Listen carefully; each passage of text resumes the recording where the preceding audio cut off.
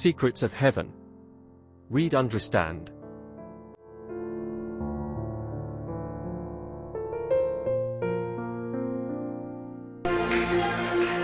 Ana nguvu Mungu ya ukausha yale machozi.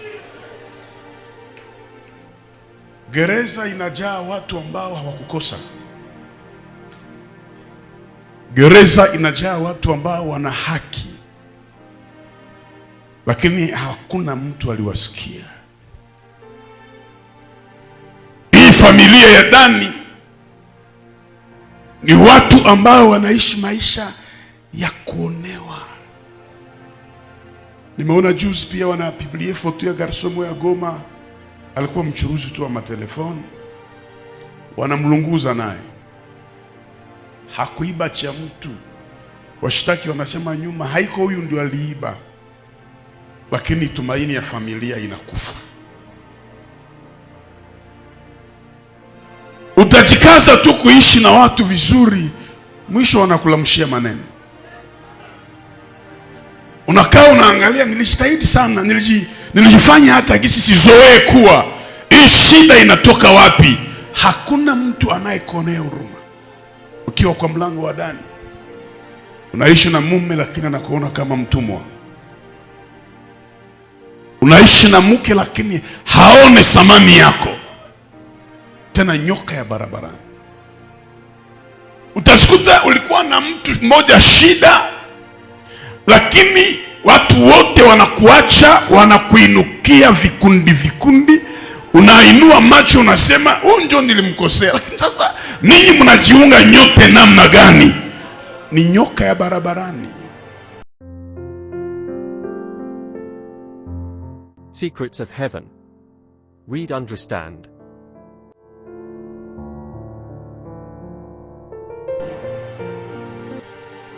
Kuna mtu anaweza kumuuliza, hata wewe unanipiga vita, nimekukosea kitu gani? Hana majibu. Una alama ya kutokuhurumia. Kabla tutoke mwa ibada ya leo, Mungu atavuta hii alama kwenye maisha yako. Yaani kuna watu unaona huyu tangu kuzaliwa hajaona raha. Mume ni adui kwako, belle famille ni maadui kwako, marafiki wa karibu ni maadui kwako, kanisani watu wamekuinukia. Ni nyoka ya barabarani. Na ukiangalia asili ya nyoka, haichokozake mtu, inajipitiaka, lakini hakuna mtu anaweza kuirumia. Ile vitu mnasemaka, ulitafuta problem ndio maana kuna shida na kufataka na ukuitafuta, unaikala shida na jileta yenyewe. Nimekutana na watu ambao wanaishi shida, alafu kutokuelewa maandiko wanasema wananionea juu ya Yesu. Hapana, kuna alama juu yako. Mnakaa watu ine, watu 10 fasi moja, kitu inapotea, watu wote wanasema ni wewe uliiba. Unajiuliza nini waliona kwako? Kuna watu wamevalishwa majina mlozi na haiko mlozi, na watu wanaanza kuogopa kusalimia kwa sababu ya jina fulani. Iko vile shiko na tabia mbaya, anashindwa kuolewa, shiko na karakter difficile. Hapana, wengine wanajikaza kwa tabia zote nzuri wanazo, lakini nani atamonea huruma?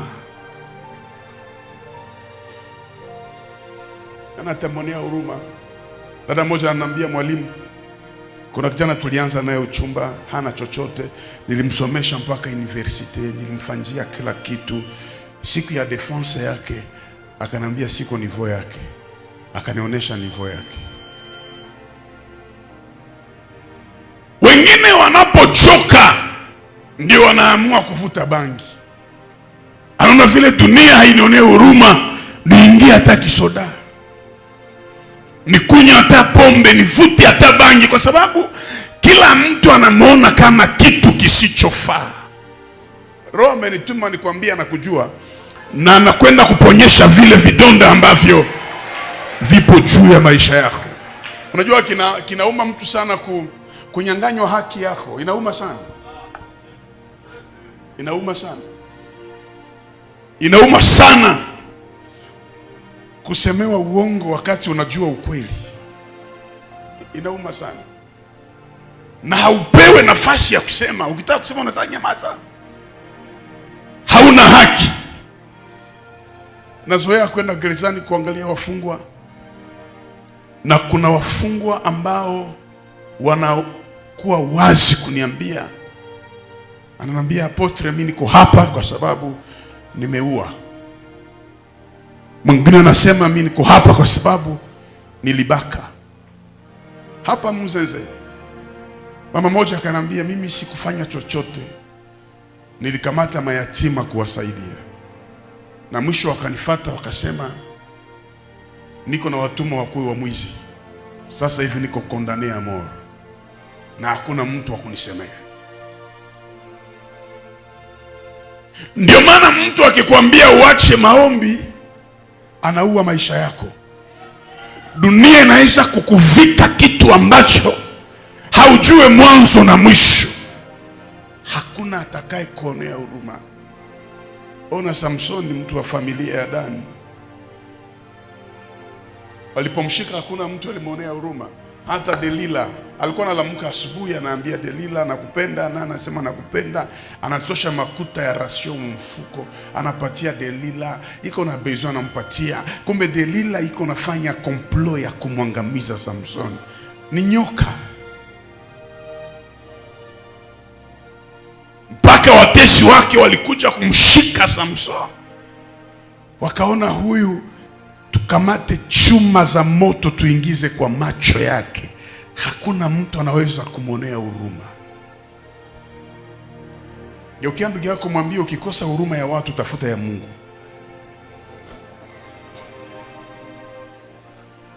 Na kuna wakati na kufikia unaomba maneno yanaisha, unasikia machozi inaanza ndani yako, machozi inaisha, Mungu anakuja kukausha ile machozi yenye uko naipitia, na anakuja kupatia wimbo mpya baada ya machozi. Nani atasema na mie, Mungu inafika mwisho sasa? Mwambie Mungu, inatosha sasa, inatosha sasa. Nani atamwambia Mungu, setase, Mungu inafika mwisho? Maisha ya kusingiziwa, ya kuonelewa inafika mwisho. Uifanye kama maombi, uifanye kama maombi. Rabrosaka, yenerebosika, yadarabosaka, yenerebosika, yenerebosaka.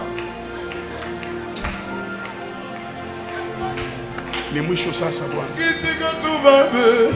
Ni mwisho sasa Bwana. Mateso itaisha. Ni leo tu Baba, ni leo tu. Ni leo tu Baba, ni leo tu. Yenerebosika, ni leo tu Baba, ni leo tu. Ukiitika leo Baba, sitatoka vile nilingia Baba,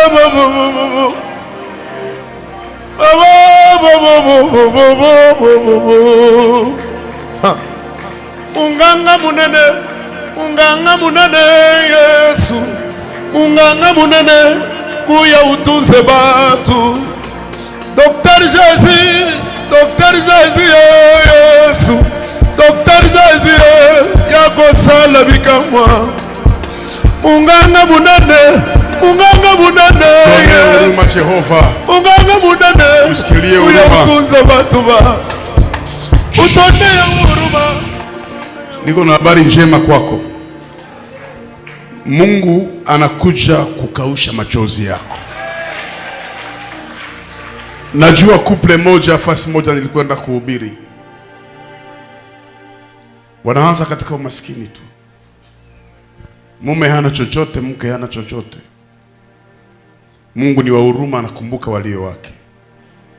Wakati hii walikuwa kwenye shida na umaskini, hakuna mtu aliyesimama kama ndugu.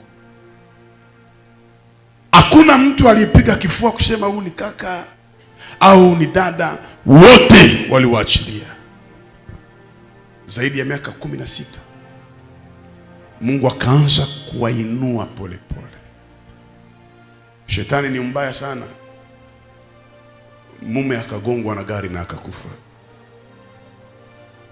Jamaa ya kwabo mume ikakuja kumwambia ule mwanamke, wenjo naua mtoto wetu. Walimvua manguo mbele ya watu na kumuingiza visu. Na huku iko nawaambia, tulipokuwa maskini hakuna mtu alikuja katikati yenu hapa. Nilimuua namna gani? Dunia inaweza kuvalisha kitu yenye haiko yako. Watu wanaweza kuona huko na marke ya dani kusura yako, wanashindwa kukonea huruma. Unajua hii kitu, ukiona wakati fulani mnaongea na mtu anaanza kulia, usiseme iko na roho ya teketeke. Ndani ya moyo wake anajua hastahili vitu unavyomfanyizia, hastahili vitu unavyofanya kwa ajili yake. Imenisumbua siku moja, nimeona Biblia, Samsoni anapigania wale wa Israeli. Anaangusha wa Filistini wengi sana na wamaliza. Akaona hivi, nimewaangamiza, nikimbie kwa ndugu zangu, nikae katika nchi ya Yuda, ndugu zangu wanichunge kwa sababu mimi napigana kwa ajili yao. Na akafika kwa ndugu zake, wakakaa vizuri. Wafilistini wakasikia Samsoni yupo pale, wakazunguka mji mzima wa Yuda. Asubuhi watu wakaona Wafilistini wanajaa, wakaambia Wafilistini, mnamtafuta nani? Wakasema tunamtafuta Samsoni. Wakasema hata kama ni ndugu yetu tunaenda waletea hai. Wakafika wakambana Samsoni, wakamwambia kuja, hatukwambia wende upigane. Samsoni anawaona kwa macho ya machozi, anawaambia niko na wapigania ni nyinyi, ndio niko nafanyia vita usiku na mchana. Wakamwambia hapana, kuya ufungwe kamba wende kufa kifo yako. Inauma wakati ndugu zako wa damu wanaweza kuinuka kuwa maadui yako. Inauma unawasumbukia watu alafu wao wanaendelea kukusumbua. Samsoni akawaona, akawaambia mbona ni kwa ajili yenu napigana? Simufunge vikosi twende tupigane kule. Wakasema hapana, sisi hatujue mambo yako. Na wakaambia Wafilistini tunamleta. Nguvu za kuwaua Samsoni alikuwa nazo, lakini akasema basi mapenzi yenu ifanyike. Zipo familia za namna hii, huyu na huyu hawezi wakaongea. Ni mtu wa jamaa yako ndiye iko naenda kukutukana mahali fulani, na ukisikia alivyoviongea unajiuliza alianzaje kuongea hivi? Ni yeye aliongea. Wakamfunga kamba Samsoni, akaanza lia na kuambia mimi napigana ni kwa ajili yenu, na hawa Wafilistini si ndugu, ni maadui. Wakasema hapana. Wakamfunga miguu na mikono. Anaona huku ni grand frère, anaona huku ni petit frère, anaona huku ni oncle, huku ni cousin, huku ni cousine. Anawaambia kwa nini mnanipeleka kwenye maadui? Nyoka ya barabarani haitahurumiwa. Mpaka kumpeleka Samson katikati ya maadui. Wakaambia wale Wafilistini, tukimfikisha katikati yenu mtuache kwanza twende mbali naye, tusione jinsi atakufa.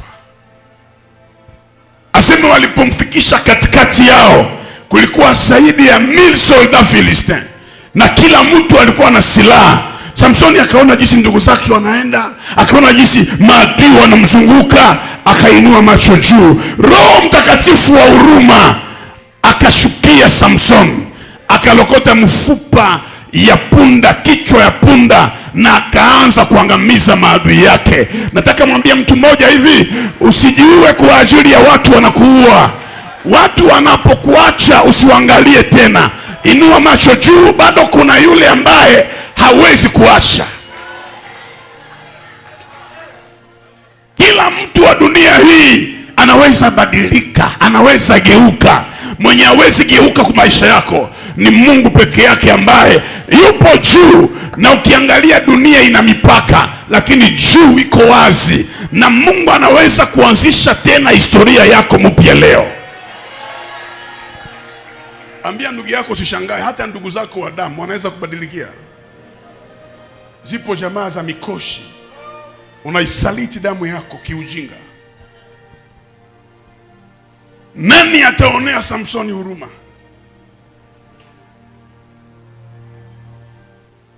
Mimi nimeshaona nyumba yenye petite sere njeko naambia bofre yake, fukuza dada, astahili kuwa na wewe. Na kuna watu wa aina hivyo wanakuja hapa wanaomba, lakini ukiangalia marke yenye iko nayo ni nyoka, na unasema huyu angelijua, huyu angetafuta Mungu sana sana, kwa district na kwa mambo ya ovyo ovyo. Wako watu kama sisi ambao dunia haitupendi sana, isipokuwa ni Mungu peke yake. Usishangae mtu mwenye ulishakatendea mazuri yote anaisahau kwa sekunde moja na anageuka mbaya kwako.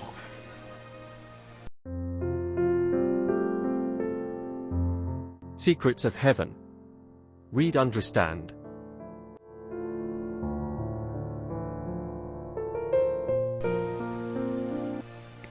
Anageuka mbaya kwako. Ni vizuri hata wapagani wakuseme, unapoambiwa mpagani alikusema unasema sawa, si ni mpagani, ana haki ya kunisema. Lakini hapana, watu wa familia yako naomba nao, kuna picha juu yako. Hakuna mtu atakuonea huruma. Na kukosa kuonewa huruma hata ndani ya ndoa, hata ndani ya mapenzi, kama hamuna huruma hakuna kitu kitaendelea.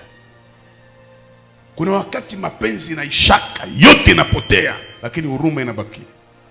Kwa sababu ya huruma unasema kwa ajili ya hii kitu kuna kitu kitaamuka nyuma. Lakini wako watu ambao hawajawahi kuonewa huruma. Nchi ya Kongo, wakaaji hawajawahi kuonewa huruma. Nilikuwa nasafiri hapa, nilikuwa Kisangani, tunakata billet, na baada ya kukata billet ya ndege tunaenda kwa aeroport, wanatuambia ndege haitakuja, itakuja kesho. Sasa sisi tuko hapa kwa watu, nani atatulipia hotel siku ya kwanza, siku ya pili, siku ya tatu?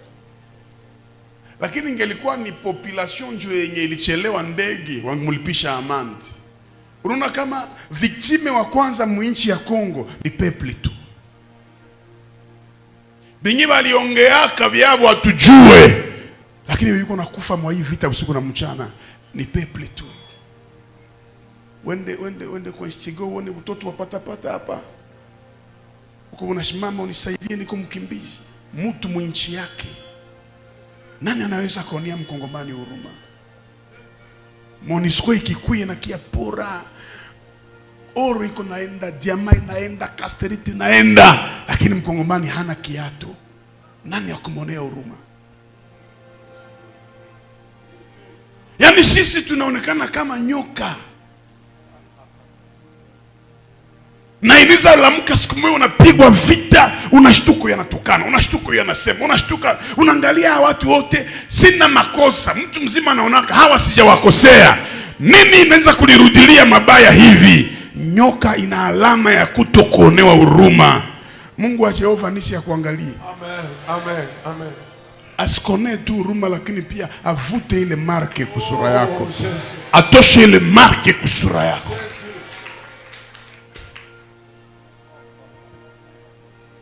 Nimeona picha juzi kwa TikTok. Mtu anafukuza mwanamke, anaoa mwingine. Huyu mwanamke mwalioa haonee watoto waliokuta huruma, anaingiza mwa msumari mkichwa, anakufa. Naambia mtoto tu wa miaka 2 muingize misumari mkichwa wakufa. Ni roho ya aina gani?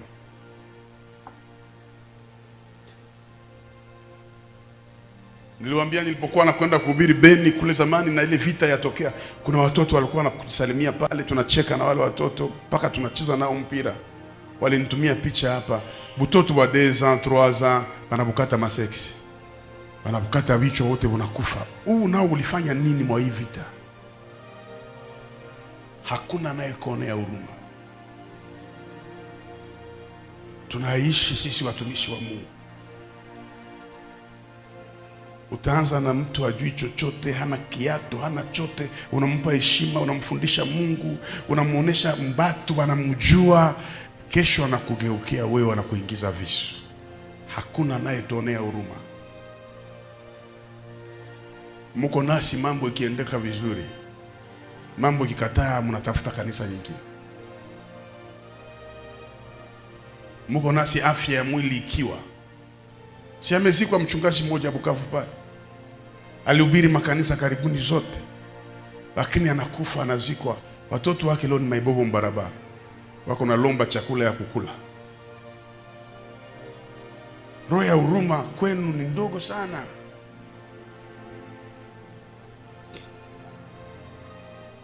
Miaka ngapi unaishi na mtu anakuonesha wema tu, unafika fasi wako na mchafula, naona anza kumchafula, mnachangilia nyoka. Mnachangilia nyoka, hakuna hata huruma.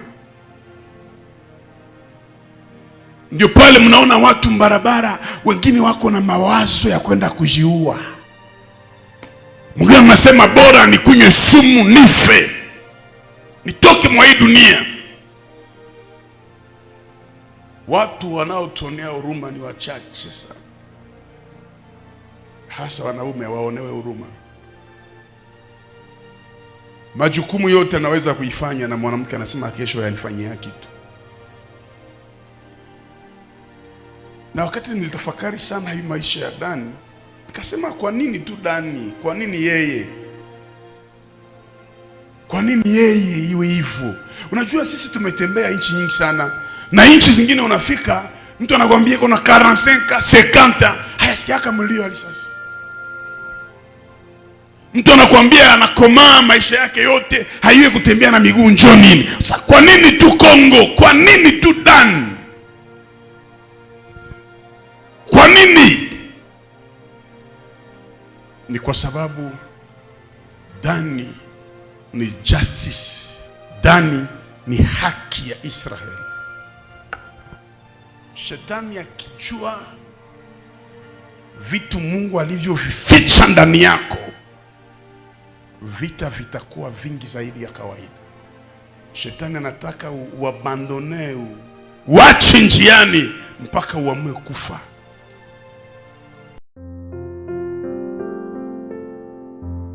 Secrets of Heaven. Read, understand.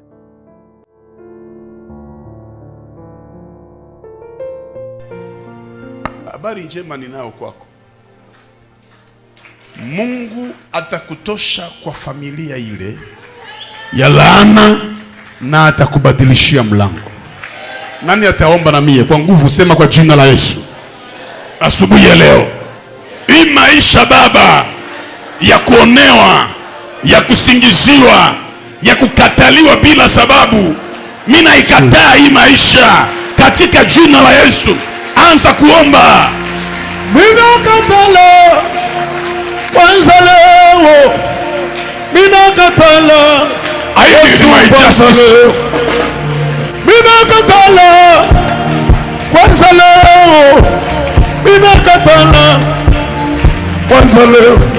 Ukolalala, ukolalala, ukolalala.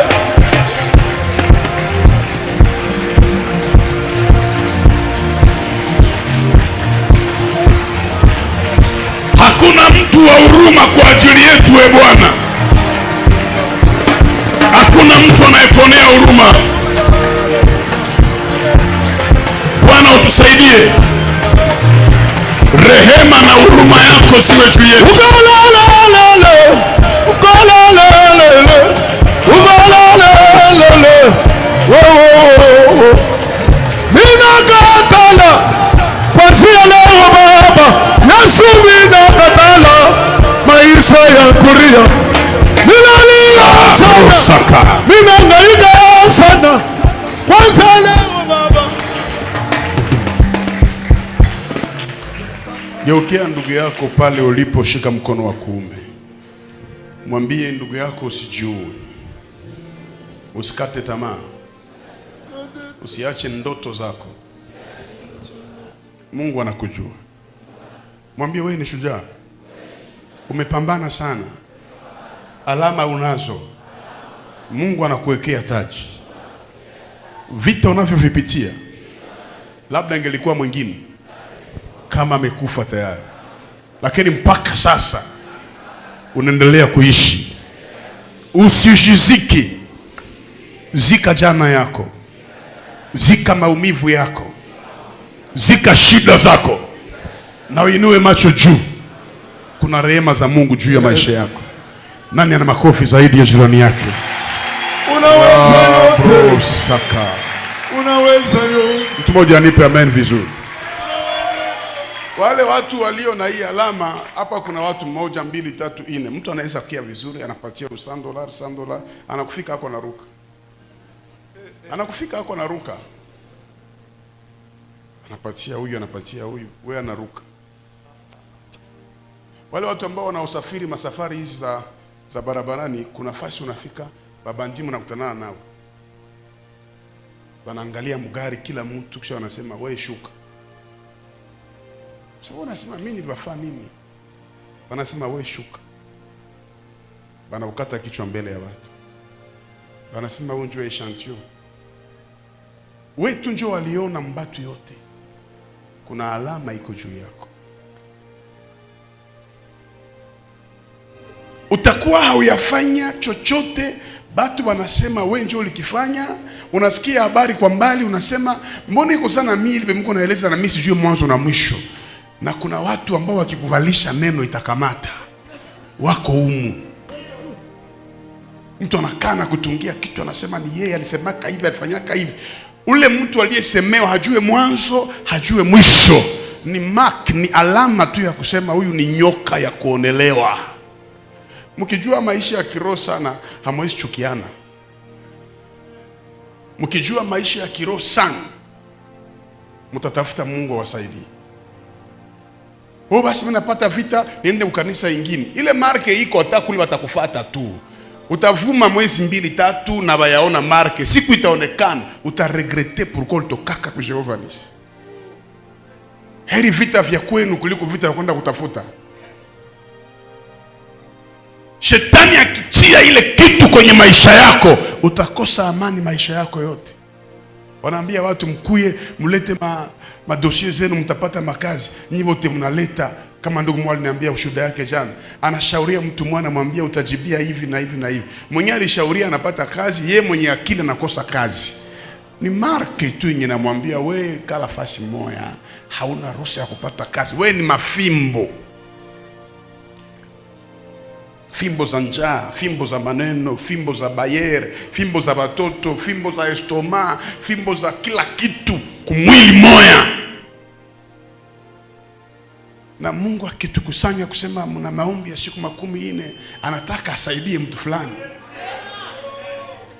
Unajua ukiwa mtu mkubwa tayari una familia, una watu wanakuheshimia, alafu watu wakuvalishe jina ambao haujue mwanzo, haujue mwisho. Unajiulizaka eske watu wa familia yangu wakisikia watanikamata namna gani? Ni maki inasema wewe ni nyoka wa barabarani, na nyoka ya barabarani haiwezi kuhurumiwa. Hautarudia jinsi uliingia leo.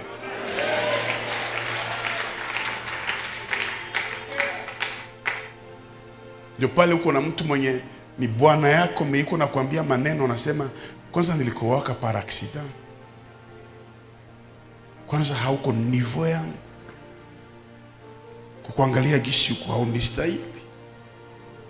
Wewe unaikalaka unasema nilifanyaka Mungu nini mwa hii dunia. Wewe unaomaliza maombi, tena kuna kingine unabii, omba tena sana. Nilisha tena omba, tena niombe tena sana.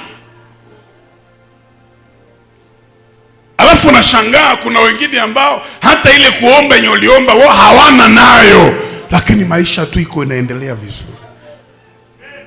Nyoka wa barabara ni mlango mbaya sana. Mlango mbaya sana. Katika milango ya wana wa Israeli hii niliona nikasema ni mlango mchafu sana. Nani atakuonea huruma? Nani?